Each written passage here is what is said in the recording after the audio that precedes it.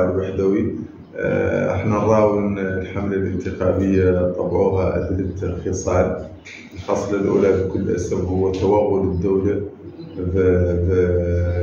باستخدام النفوذ، بدءا برئيس الجمهورية اللي اجتمع بحرق الدستور واجتمع بالمكتب التنفيذي لأحد الأحزاب، بدءا بوزارة الداخلية اللي تتدخل بجميع مجريات العملية الانتخابية عن طريق الإدارة، انتهاء بوزارة المالية اللي أعطت للأحزاب أموال غير موجودة وغير مرخصة بقانون المالية اللي قيد التنفيذ.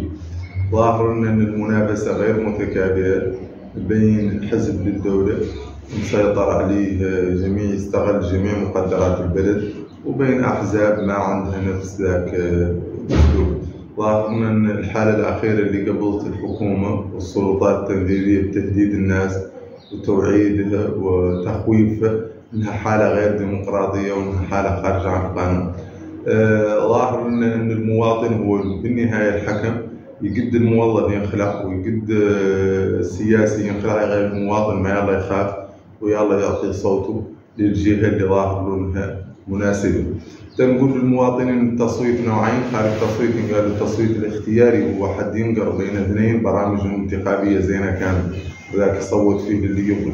غير الحالة الموريتانية ينفع بها إلا النوع الثاني من التصويت هو التصويت العقابي.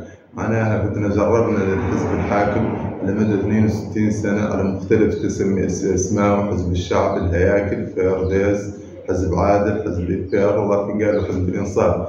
وواقع الدولة في ظل حكم هذا الناس واقع مأساوي، خدمات غايبة وظلم والعمل ما هو خارج والبطالة منتشرة، والموريتانيين هم أكثر حد يجلد من حائط المكسيك. يلا نطرح له البال، وبالتالي التصويت هو تصويت عقابي ضد الحزب الحاكم وجماعته لياك تجي مدة جديدة تعود تقد تسير البلد تسير صالح. اللي نقدمه للمجتمع الموريتاني إن شاء الله هو برنامج سياسي يهتم بزيادة الرواتب، يهتم بالبنى التحتية، يهتم بالخدمات، الأمن والصحة والتعليم والصرف الصحي والطرق والمياه والكهرباء إلى آخره.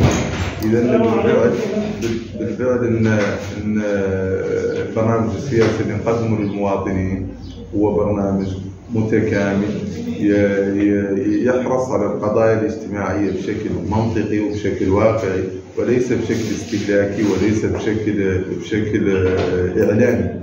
ولذلك نراو أن التأمين الصحي ل100,000 أسرة مهم، غير يلا ينبناو الأطباء اللي ذاك التأمين يعود قيمته، لأنه أدباء بافطوط نعطات له كارت للتأمين الصحي، غير ما حدا عنده صحية ولا حدا طب ولا عنده سيارة إسعاف، ذيك الكارت لا كارت للإعلام والاستهلاك الإعلامي، أفضل منها إنه ينبنى له المستشفى اللي يعود بده يتعالج.